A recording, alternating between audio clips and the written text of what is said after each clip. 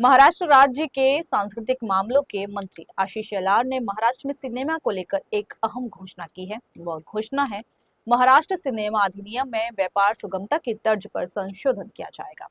अब इस घोषणा का असल मतलब क्या है? अगर इसे समझना है तो हमें पहले इन दो अलग अलग बातों को समझना होगा, यानी महाराष्ट्र सिनेमा अधिनियम और व्यापार सुगमता। संक्षेप में, यह कानून महाराष्ट्र में सिनेमा हॉल खोलने, लाइसेंस देने और संचालन को विनियमित करने के लिए बनाया गया है। इसमें लाइसेंस प्राप्त करना, सिनेमा हॉल स्थापित करना, सुरक्षा नियम और सिनेमा व्यवसाय के लिए अन्य संचालन संबंधी नियम शामिल है।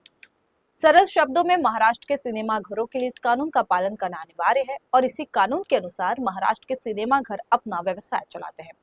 ईज ऑफ डूइंग बिजनेस राज्य सरकार की एक पहल है। इस पहल के तहत राज्य में व्यापार को आसान बनाने, व्यवसायों के लिए अनुकूल माहौल बनाने और नियामक सुधार लाने के प्रयास किए जाते हैं।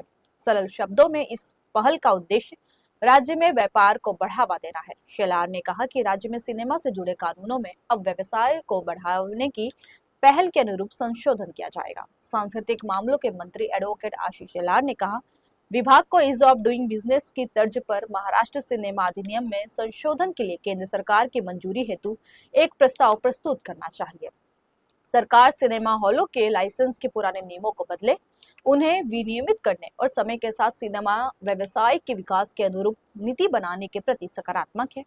इसलिए यदि महाराष्ट्र सिनेमा अधिनियम और व्यापार करने में आसानी दोनों का सही संयोजन प्राप्त होता है, तो यह निर्णय राज्य के सिनेमा घरों और सिनेमा व्यवसाय के लिए एक बड़ा परिवर्तनकारी कदम साबित हो सकता है।